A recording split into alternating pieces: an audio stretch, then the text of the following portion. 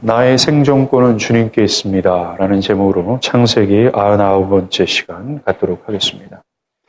오늘 말씀은 영적 나그네 된 자들이 어떠한 은혜를 누리게 되는지를 설명합니다.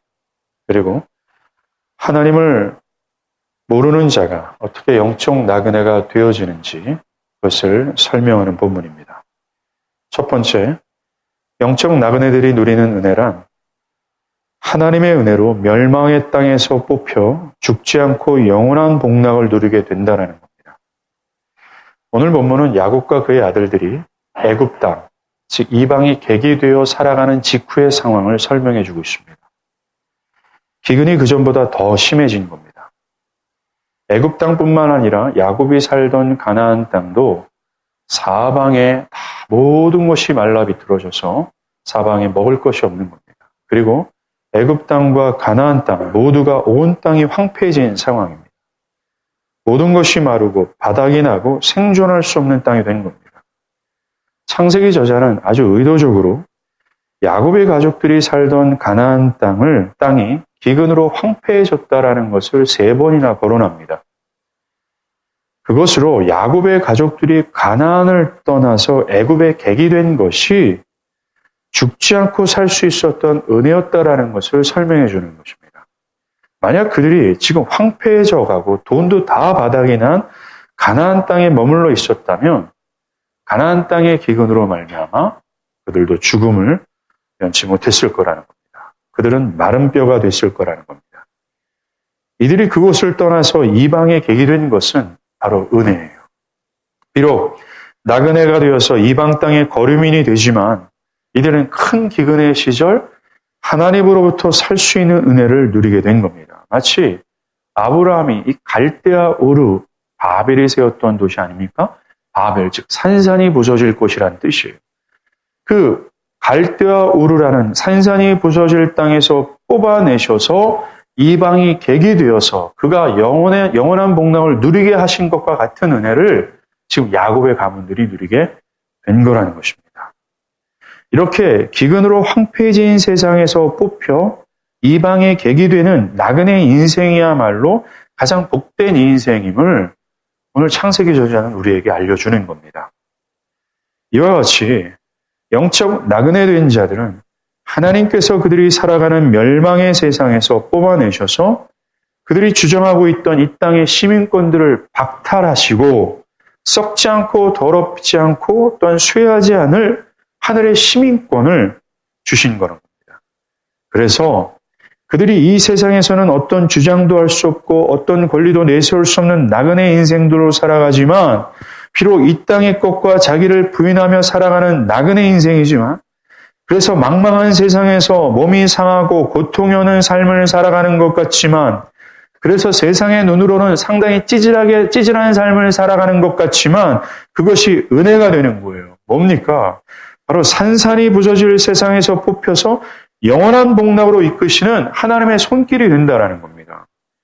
만약 하나님께서 그들을 멸망의 세상, 황폐해진 땅에서 인도해내지 않았다면 그들은 영적 기근으로 죽을 수밖에 없는 존재예요.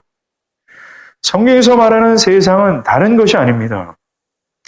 아담의 타락한 본성으로 살아가는 나의 옛 자아가 바로 세상이에요.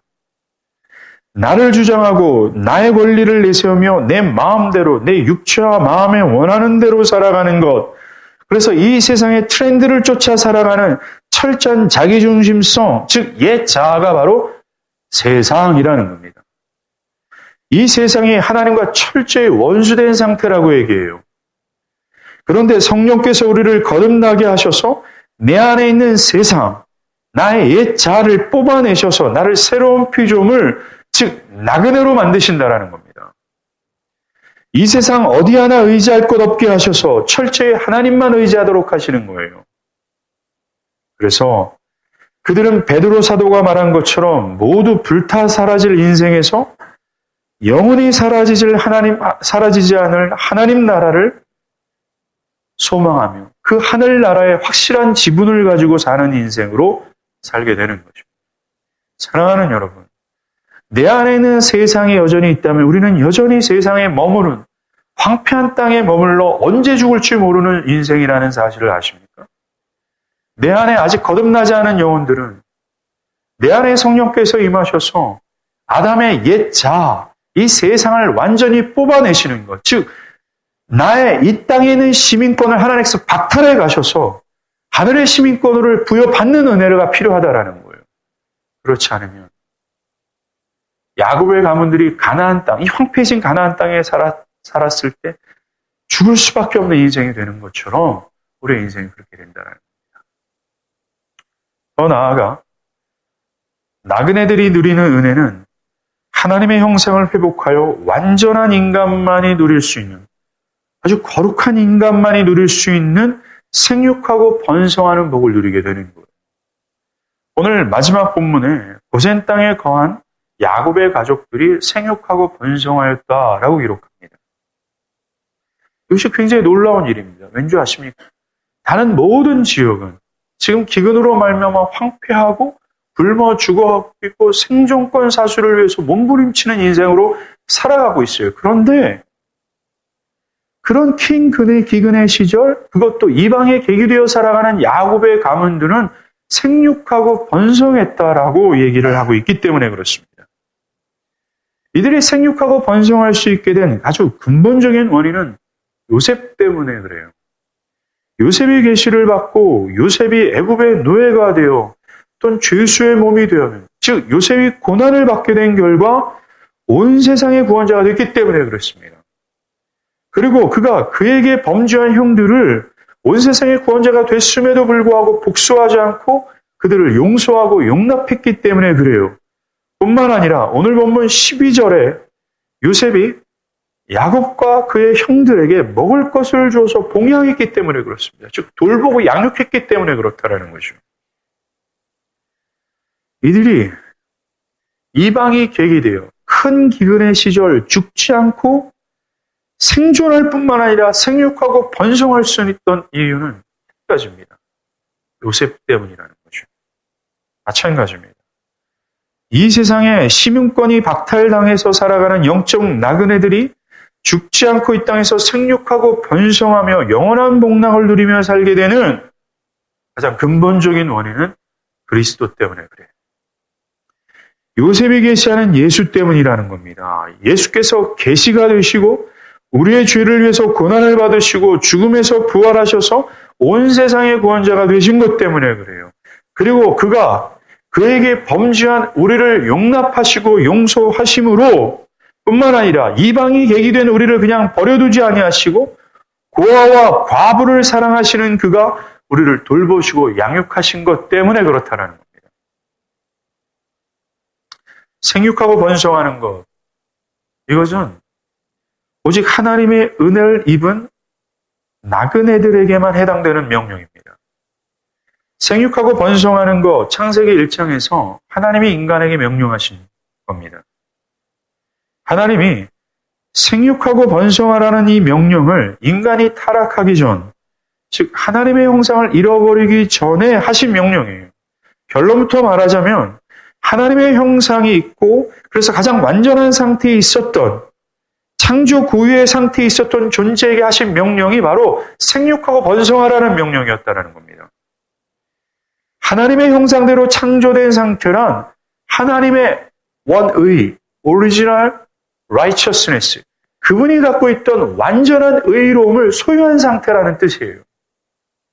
하나님의 형상대로 창조되었다는 것은 생각하고 판단하고 어떤 계획을 하고 도덕적인 사고를 하는 것뿐만 아니라 가장 중요한 것은 하나님이 갖고 있는 완전한 righteousness, 의로움을 그 아담이 소유했다라는 것입니다. 그래서 하나님 보시기에 완전한 상태를 의미하는 거예요.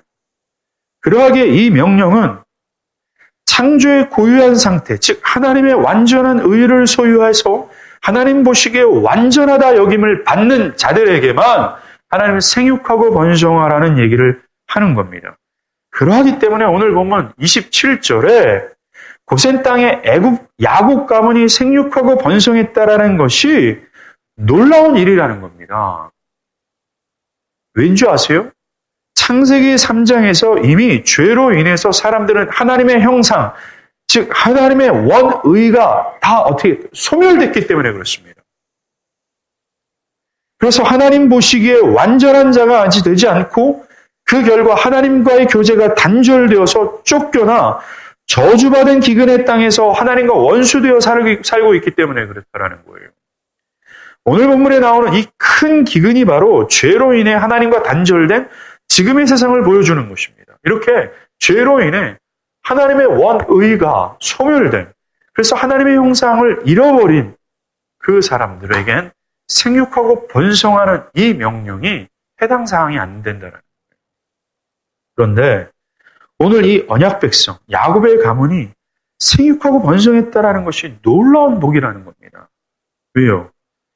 이들이 하나님 보시기에 타락하기 전의 상태, 하나님의 원의를 가지고 있고 하나님 보시기에 완전한 상태가 되어졌다라는 이야기가 되는 겁니다. 그래서 놀랍다라는 거죠. 이렇게 생육하고 번성하라는 명령은 잃어버린 하나님의 형상을 회복하고 하나님 보시기에 완전한 상태를 가진 자들만이 수행할 수 있는 것이에요. 그런데 인간이 죄를 범한 후 생육하고 번성하라는 이 명령이 사라집니다. 그런데 창세기에서 이 명령이 총 5번 나옵니다. 이 명령을 받은 사람들은 모두 공통점이 있어요. 이 명령이 바로 모두 아담처럼 하나님의 은혜를 입고 하나님의 형상을 회복하여서 의롭다함을 받은 자들이라는 겁니다. 총 5번의 명령을 들었던 사람들이 말입니다. 그들에게 하나님은 그들과 같은 새롭고 거룩한 세대를 이어갈 것임을 명령했어요. 한마디로 구원받은 백성들에게 구원받은 백성들 재생산해라는 명령을 하는 겁니다. 처음으로 명령받은 사람들이 바로 노아입니다. 홍수 심판을 받고 그 홍수의 격렬한 심판에서 구별함을 받아 구원함을 받고 이제 새롭고 거룩한 세대를 이어가야 될 노아, 그 새로운 시점에 있는 노아에게 하나님은 생육하고 번성하라고 말씀하셨어요. 두 번째는 아브라함입니다. 언제요? 아브라함이 할례를 시행할 때 하나님 그에게 그렇게 명령하셨습니다. 할례는 남자의 생명을 상징하는 생식기 표피를 잘라내는 의식이에요. 이것은 세례와 같이 나의 이제 옛 아담의 타락한 본성, 죄악된 자아를 잘라내고 이제 하나님 앞에서 새로운 존재로 살아갈 것입니다라고 하는 의식입니다. 이렇게 죄악된 인간이 새로운 삶을 출발하는 상징과 같은 바로 그때에 하나님은 생육하고 번성하라라고 명령하십니다. 세 번째, 야곱이 장자의 축복을 받고 밧다라람을 떠날 때, 밧다라람으로 갈 때입니다. 이삭이 축복하는 장면이에요. 창세기 28장 3절입니다. 전능하신 하나님이 네게 복을 주시어 네가 생육하고 번성하여 네가 여러 족속을 이루게 하시고 이제 야곱의 시대는 이삭의 시대는 가고 야곱이 하나님의 언약을 계승받아서 그가 이제 새로운 시점에 서 있을 때, 즉 하나님께 택함을 받고 하나님의 언약 백성으로 인정을 받는 바로 그 시점에 하나님 복을 주세요. 그 복이 생육하고 번성하는 복입니다. 네 번째, 야곱이 자신의 전 가문이 세겜 사람들에게 몰살당할 바로 위기의 상황이 있을 때입니다. 그가 베델로 올라가며 옛 생활을 다 청산하죠. 자신의 모든 우상들, 금고리, 귀고리 다 상수리 나무 앞에 묻어버리고 이제 거룩한 삶을 결단하는 마음으로 하나님께 나갔을 때 하나님은 그에게 생육하고 번성하라는 복을 말씀하셔요. 이처럼 생육하고 번성하라는 명령은 오직 하나님의 은혜로 구별함을 받고 하나님의 형상을 회복하여 거룩하게 여김을 받은 자들에게 해당하는 명령이며 또한 새롭고 거룩한 세대를 이어가야 될 자들에게 명령되어진 명령이랍니다. 그러하기에 생육하고 번성하라는 이 명령은 누구에게 해당되는 것이 아니라는 겁니다. 또한 이 명령은 그저 애를 많이 낳는, 그저 자손을 많이 퍼뜨리는 그런 단순한 육적인 명령이 아니라는 거예요. 이 명령은 영적인 명령이며 이 명령은 하나님께 구별함을 받은, 구원받은 백성들에게만 해당되는 명령이 되는 겁니다. 오늘 생육하고 번성하라는 이 명령이 그저 명령이 아니라 이 명령이 성취되는 사건이 벌어집니다. 언제 말입니까? 큰 기근의 시절 이방의 객이 된 야곱을 통해서 이렇게 성취되는 거예요. 인간의 생각으로 보면 생육하고 번성하는 것은 모든 것이 편해지고 먹을 것이 풍성하고 모든 조건이 완벽해야 생육하고 번성하는 것이 이루어질 거라고 생각을 합니다. 이것이 생물학적 사고입니다. 그렇지 않습니까? 생물학적 사고는 A와 A 플러스 B가 될 때 생육하고 번성하게 되는 거예요. 그런데 오늘 야곱의 가문, 즉 하나님의 백성이 생육하고 번성하는 그 시점은 생물학적 어떤 조건들이 하나도 없는 상태예요. 황폐하고 큰 기근의 시절, 그것도 이방의 객이 되었을 때에 생육하고 번성하는 것을 볼 수 있습니다. 이것으로써 우리는 생육하고 번성하는 것이 사람으로 되어지는 것이 아니라 하나님의 전적인 은혜로 되어진다는 것을 알 수 있게 됩니다. 이것은 단순히 자손을 많이 낳는 것 이상의 의미를 가지고 있는 거예요. 왜냐하면 자손을 낳는 것은 하나님 밖에 있는 사람들도 능히 할 수 있는 일입니다. 창세기에서 보여주는 것처럼 오직 하나님은 하나님의 전적인 은혜로 택함을 받고 구원함을 얻은 자들에게만 이 생육하고 번성하라는 축복을 보여줬어요. 예를 들어서 이스마엘과 이삭의 차이를 보면 합니다. 이스마엘은 사라와 아브라함이 경건하지 않을 때 경건하지 않은 방법으로 낳은 아들이 바로 이스마엘입니다. 반면 이삭은 아브라함과 사라가 몸이 늙고 또한 경수가 끊어진 바로 그때에 하나님의 전적인 개입하심으로 태어난 자가 바로 이삭입니다. 이스마엘과 이삭이 둘 다 똑같이 겉으로는 생육하고 번성한 결과물이에요. 똑같이 생리적인 모습으로 태어난 것처럼 보입니다.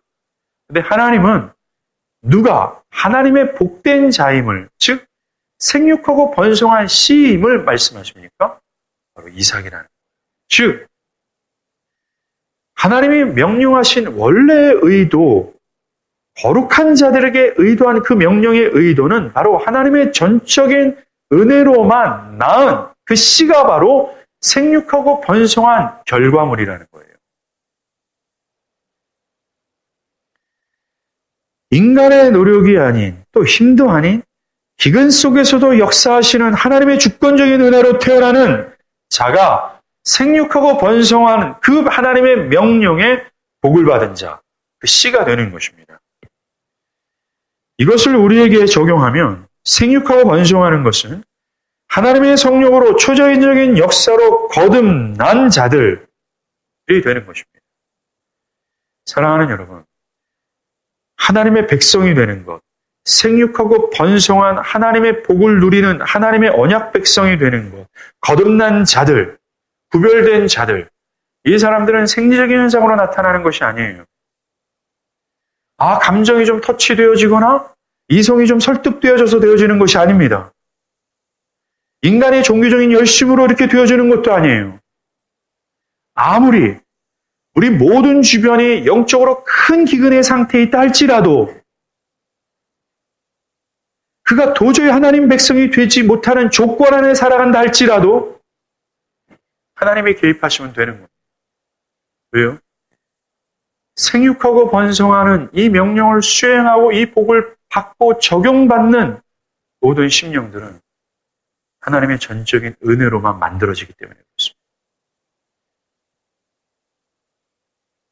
이 명령은 오직 하나님께서 구별한 교회들에게만 들려줍니다.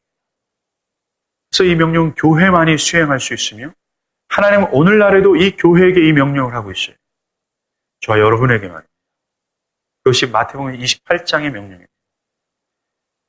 너희는 모든 족속으로 제자를 삼아 아버지 아들과 성령의 이름으로 세례를 주라는 명령.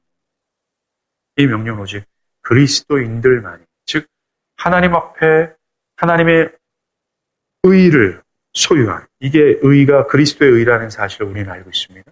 의를 받아 하나님께서 우리를 보시면서 마치 아담처럼 완전하다 하시며 축복하세요. 그 축복이 바로 생육하고 번성하라는 축복입니다. 내가 나그네라면 나 자신에게는 이미 생육하고 번성하라는 명령이 임한 겁니다.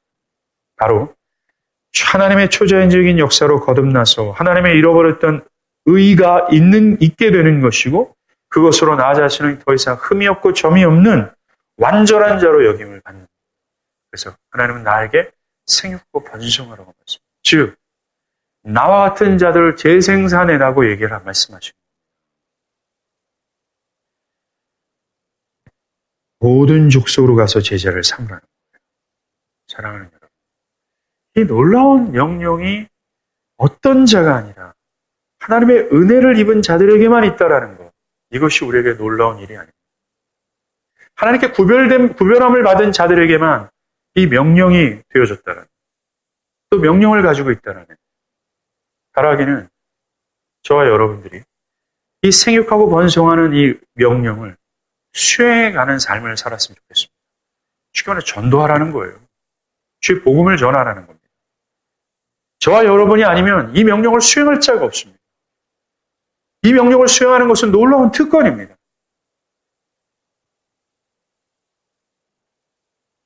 오늘 본문은 크게 두 번째로 기근의 땅에서 살아가는 자들이 어떻게 죽지 않고 영적 나그네로 살아가게 되는지를 보여줍니다.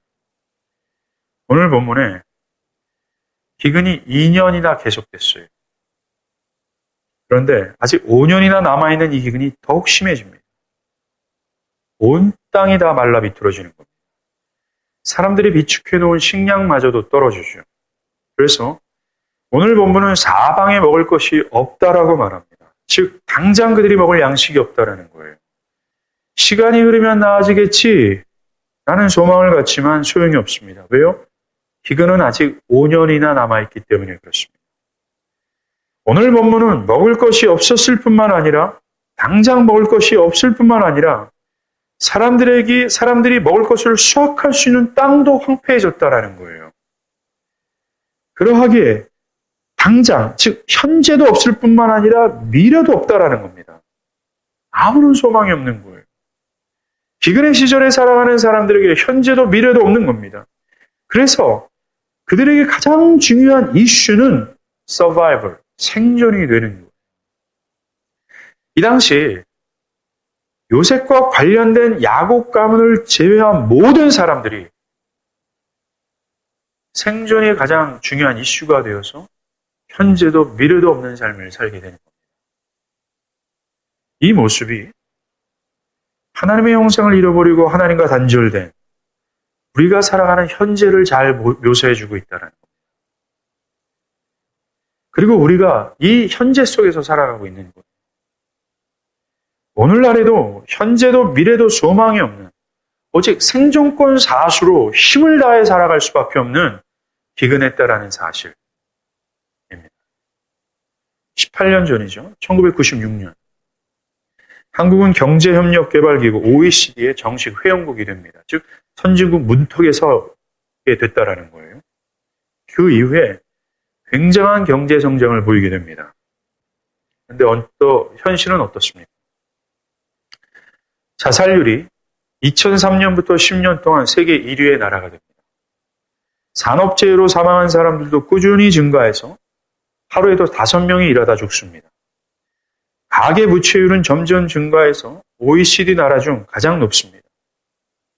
남녀 간의 임금 격차는 OECD 국가 평균보다 3배가 높습니다. 즉 불평등의 경제 성장이 있었다는 거죠.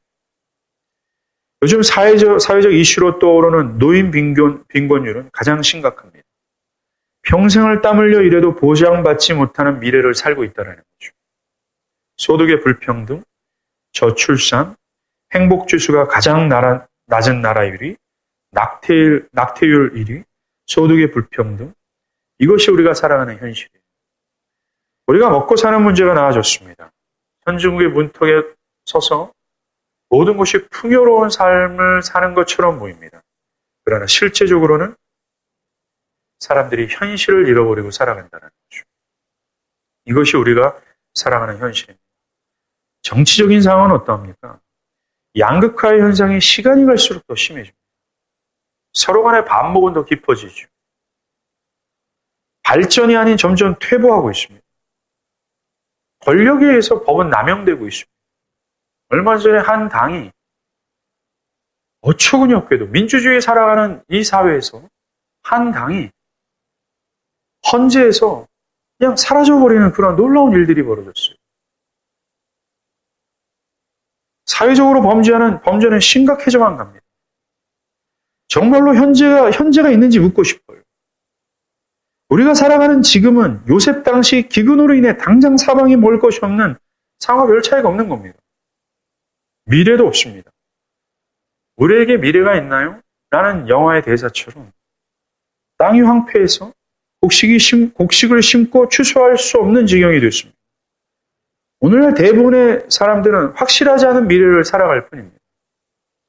불확실한 직장의 미래, 불확실한 청년들의 미래, 불확실한 은퇴 이후의 미래, 불확실한 세계의 동향, 미래를 위해 자신의 땀과 노력을 심지만 돌아오는 곳은 가시덤불과 엉겅퀴라는 거예요. 정말로 이 땅에서 미래를 향해서 꿈을 꿀 수 있습니까? 젊은이들에게 꿈을 가지라고 말할 수 있는 상황일까요? 우리 기성세대들이 젊은 사람들에게 정말로 꿈을 향해 가라, 꿈을 먹고 살아라, 꿈을 꾸며 살아라 라고 말할 수 있는 현실입니까? 젊은이들에게 말하겠습니다. 여러분들은 꿈과 이상을 가지고 정말 이 땅을 살아갈 수 있는 그러한 분위기입니까? 아닙니다. 꿈이 아니라 지금의 현실의 흐름을 쫓아가지 않으면 퇴보될 뿐만 아니라 먹고 살 밥그릇마저도 위태로운 것이 지금의 현실이라는 거예요. 현재와 미래가 없는 자들에게는 그 당시 퀸 그근에서 모든 사람들이 다 말라비틀어진 요셉의 당시와 똑같이 오직 생존권 사수 하나가 가장 중요한 이슈가 되는 거예요. 그렇지 않으면 살아갈 수 없는 세상. 이러한 상황에 있는 자들에게 어떻게 죽지 않고 그 영원한 복락을 누릴 수 있을까요? 이 현재와 미래가 없는 세상에서 유일한 소망은 그리스도 한 분밖에 없습니다. 모든 사람들은 그에게 가서 애원하며 그에게 구원의 양식을 달라고 소리쳐야 되는 거예요. 오늘 본문에 먹을 것이 없는 비참한 상황을 소개한 이후에 14절이죠. 먹을 것을 파는 자가 나옵니다. 모든 양식이 사방에서 다 떨어졌는데 먹을 것을 파는 자가 등장하는 거예요. 누굽니까? 바로 사분합바네야. 온 세상의 구원자로 칭함을 받은 요셉이에요. 요셉이 사람들에게 돈을 받고 곡식을 팝니다. 오직 요셉만 곡식 창고의 열쇠를 쥐고 사람들에게 생존할 수 있는 구원의 양식을 가지고 있는 거예요. 이 요셉만이 유일한 소망입니다. 사람들은 요셉에게 돈을 가지고 가서 곡식을 사죠?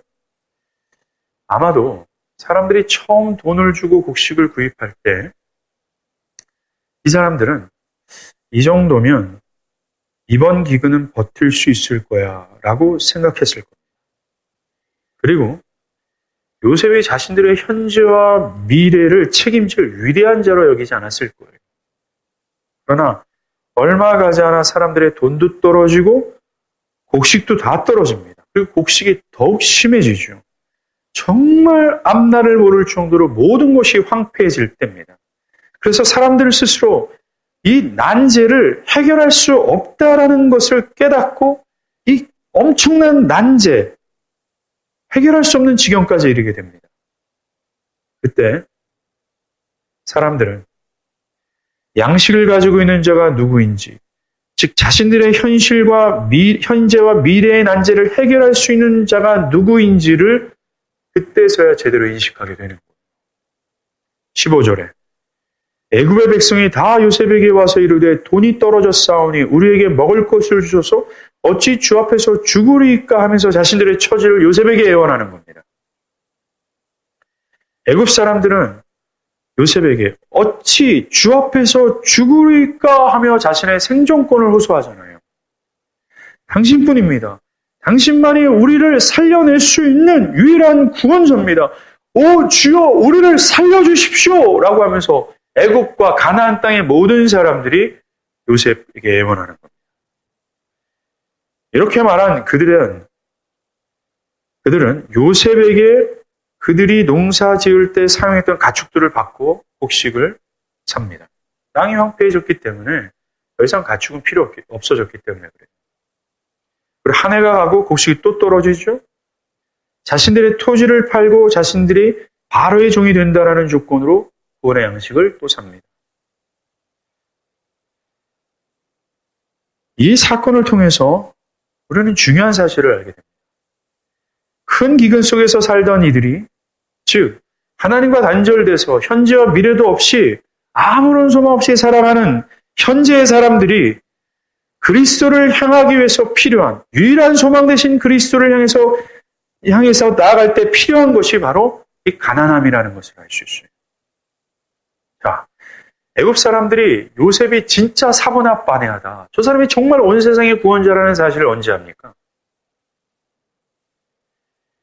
기근이 심해지고 자신들의 난제를 스스로 해결할 수 없는 지경에 이르를 때였어요.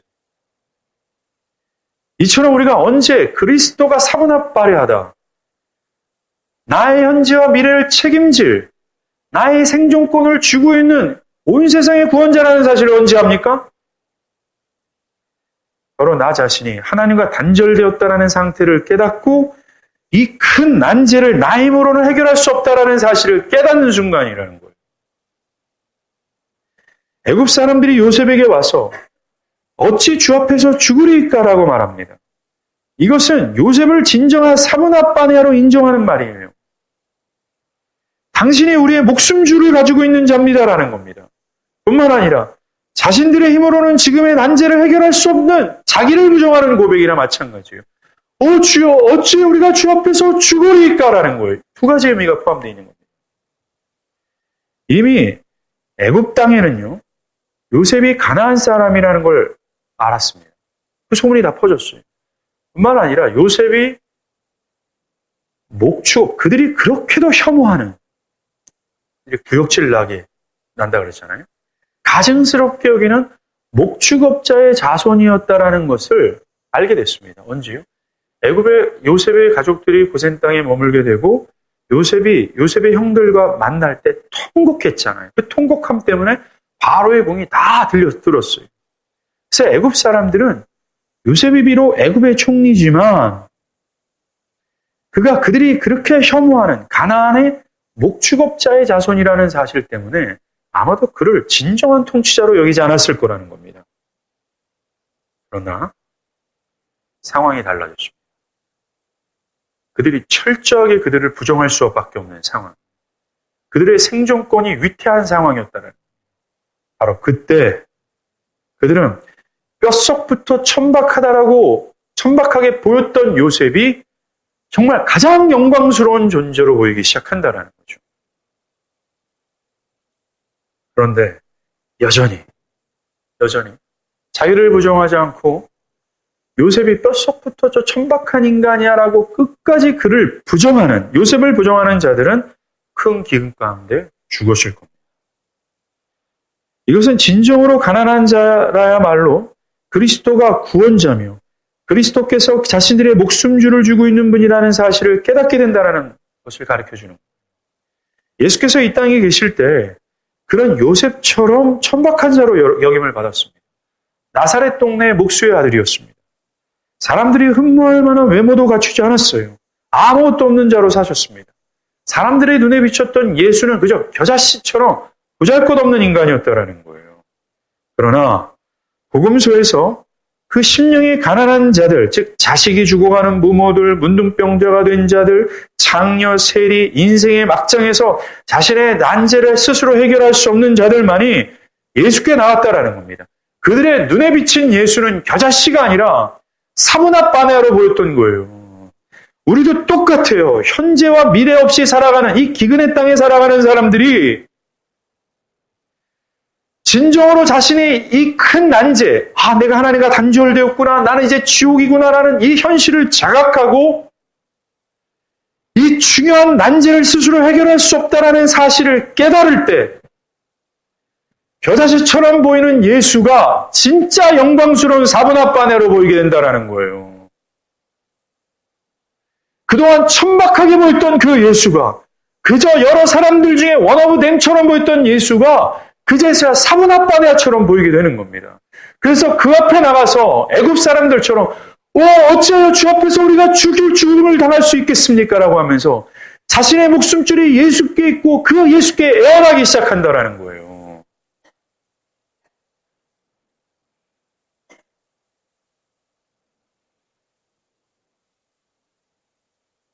이처럼 우리의 영혼에 자기 부정이 없는 한 우리는 절대로 사분합바네아가 되시는 예수께 엎드릴 수가 없습니다. 그래서 복음의 구조, 스트럭처를 한번 보십시오. 복음의 구조는 가장 처음으로 우리의 죄됨, 우리의 영적인 현실, 우리가 정말 직면의 난제가 무엇인지를 선명하게 보여줍니다. 그래서 이 복음의 첫 부분을 통해서 사람들이 뭡니까? 자신을 부정케 하며 애원하게 하며 큰일 났다 땅을 치게 하게 된다는 거예요. 그 다음에 복음이 뭐라고 얘기합니까? 너희들을 유일하게 살 길은 사분합바네아 예수밖에 없다라는 겁니다.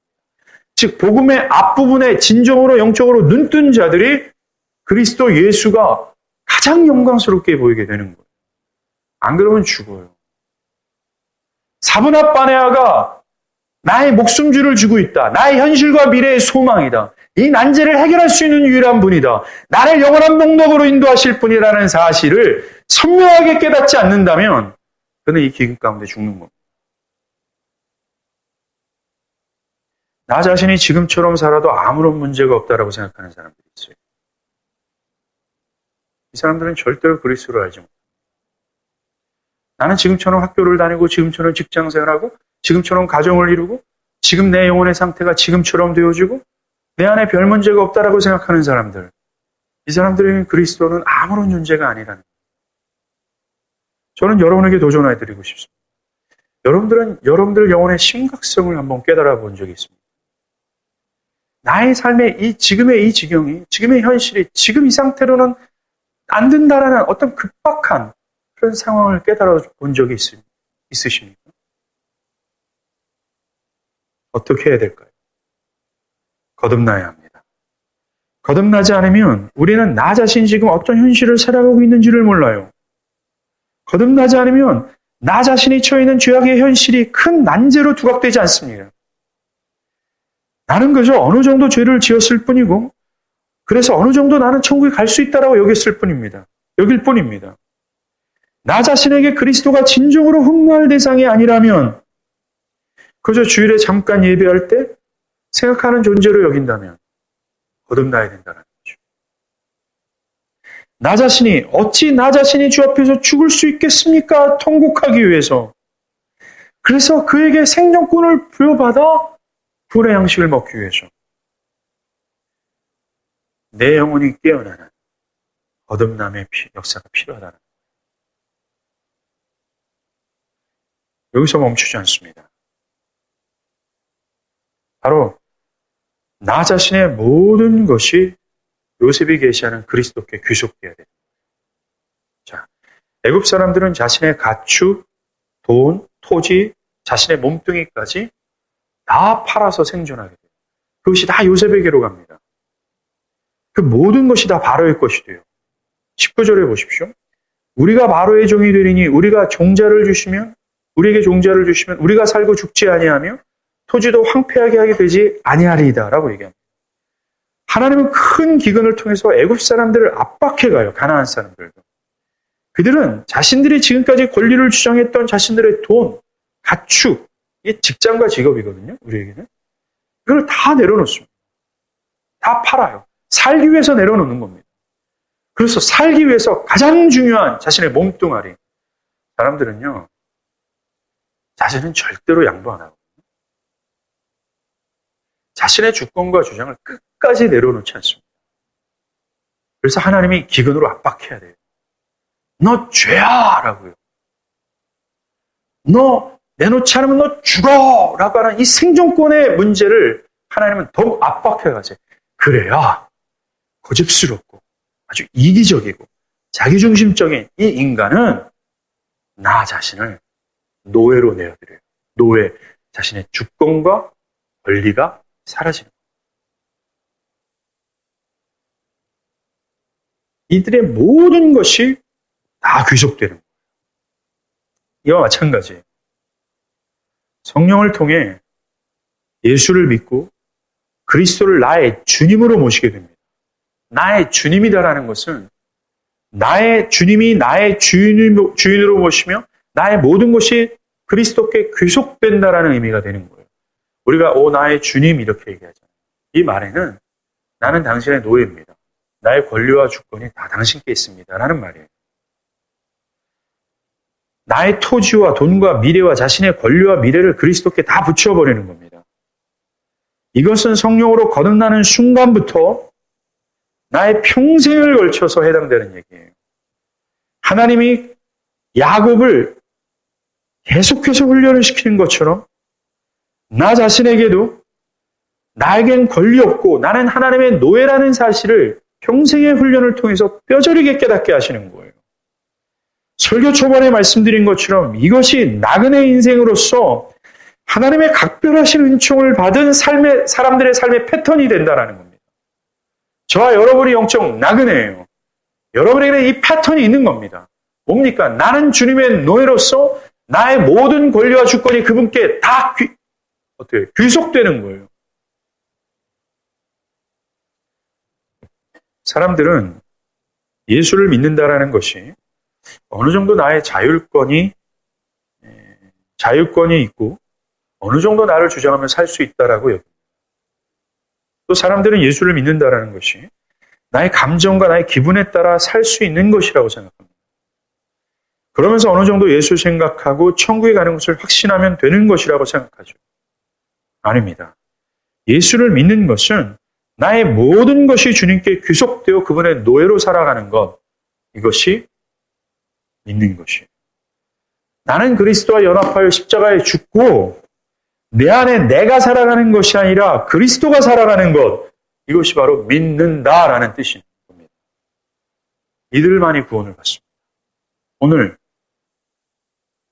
킹 기근에 있던 애굽 사람들이 자신의 돈과 토지와 자신의 몸뚱이마저도 애굽의 노예가 되었을 때 그들이 생존하는 것처럼, 이런 단편적인 것으로만 우리가 생각하면 굉장히 못되게 보여요. 요셉이 사람들 모든 것을 뺏어가는 것 같습니다. 그런데 큰 기근 가운데 생존권 때문에 고민했던 그들은 그것이 요셉이 뺏어가는 문제로 생각하지 않고요, 그것을 감사의 내용으로 생각합니다. 예수로 나그네 된 자들은 자신의 생존권이 주께 있음에 감사드려요. 자, 23절 한번 보죠. 23절에 기근이 끝납니다. 그리고 요셉은 왕과 백성이 모두 만족할 만한 계약을 세웁니다. 요셉이 백성에 이르되 오늘 내가 바로를 위하여 너희 몸과 너희 토지를 샀노라. 여기 종자가 있으니 너희는 그 땅에 뿌리라 라고 얘기해요. 자, 요셉이 백성들에게 땅을 적합하게 분배해 주어서 경작하게 해줍니다. 이 말은 백성들이 다시 자기 땅을 가질 수 있게 됐다라는 거예요. 또한 왕의 창고에서 종자를 얻어 파종할 수 있게 되는 겁니다. 파종할 수 있게 됐다라는 것은 그 땅의 권리를 가졌을 뿐만 아니라 미래의 소망을 가질 수 있게 됐다라는 거예요. 사랑하는 여러분, 큰 기근으로 말미암아 현재와 미래가 없는 사람들이었어요.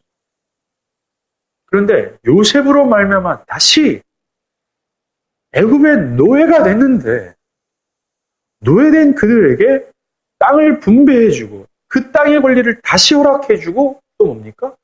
미래의 소망을 가질 수 있도록 파종할 수 있는 은혜를 주신 겁니다. 요셉이. 그리고 그것의 대가로 이들은 수확물의 5분의 1을 바로에게 바쳐요. 그리고 이들은 요셉에게 감사합니다. 25절 한번 볼까요? 우리 25절 한 목소리로 읽습니다. 시작. 그들이 이르되 주께서 우리를 살리셨사오니 우리가 주께 은혜를 입고 바로의 종이 되겠나이다. 아멘.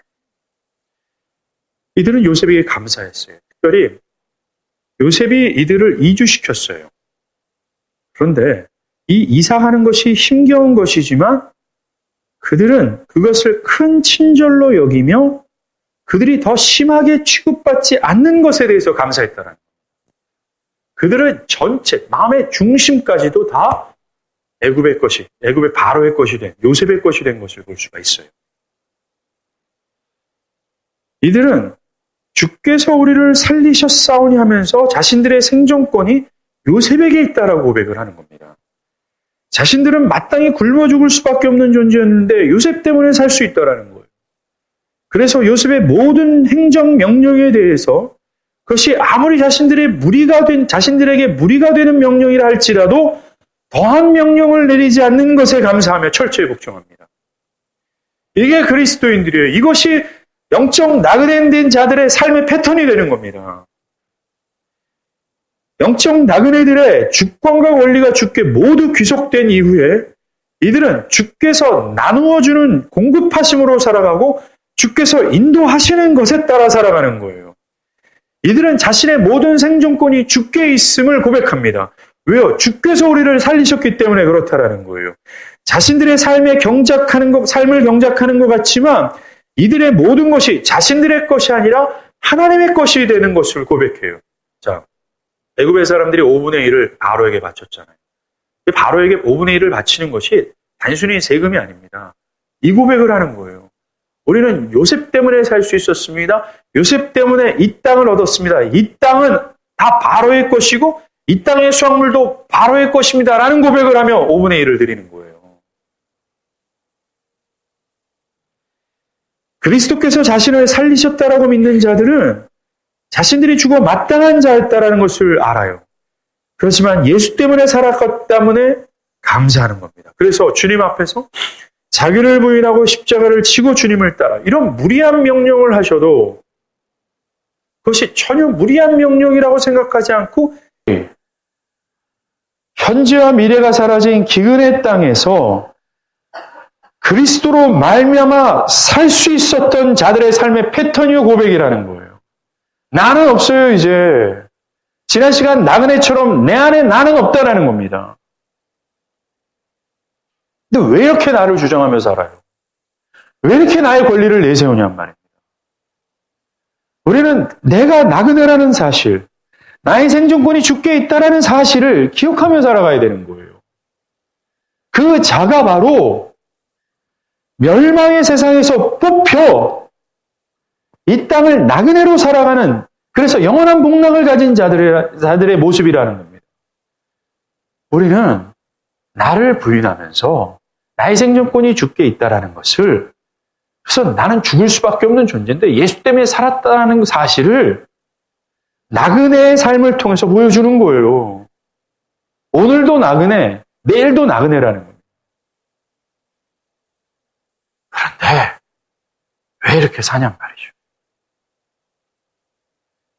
왜 이렇게 세상의 트렌드를 쫓고 왜 이렇게 나를 주장하면서 그 하나님의 명령을 왜 이렇게 무리스럽다라고 생각하며 왜 이렇게 힘겹게 살아가냔 말이에요. 예배하는 것도 기도하는 것도 고센 땅에서 풀 뜯어먹는 그것도 왜 이렇게 힘겨워하냐라는 거죠. Something wrong. 뭔가 이상한 겁니다. 우리는 나그네예요. 산산이 부서질 세상에서 뽑혀서 영원한 복락을 누리는 자들이라는 겁니다. 뿐만 아니라 하나님께서 완전하다 인정하며 생육하고 번성하라는 이 귀한 명령을 받은 자들이라는 거예요. 과거 심령이 가난해져서 그 죄악의 멸망의 끝자락에 서서 바들바들 떨며 주여 나를 좀 살려주세요 라고 했던 자들이라는 겁니다. 그리고 자신의 전 생애를 다 하나님께 귀속시키며 나의 생존권은 주님께 있습니다라는 얘기를 하는 자들이라는 거죠. 한마디로 바울이 얘기한 그리스도와 연합해서 죽고 없는 자들이라는 거예요. 예배하는 것도 이렇게 힘들어하고 기도와 말씀하는 것도 힘들어하고 둘 중 하나입니다. 나그네인지 아니면 여전히 기근해서 현재와 미래 없이 살아가는 사람들이에요. 이런 은혜가 있습니까? 자신의 모든 중심을 하나님께 드린 이런 은혜가 있습니까? 이런 나그네 인생에서 하나님의 은혜가 여러분의 삶에 있다고 확신하십니다. 기도하겠습니다.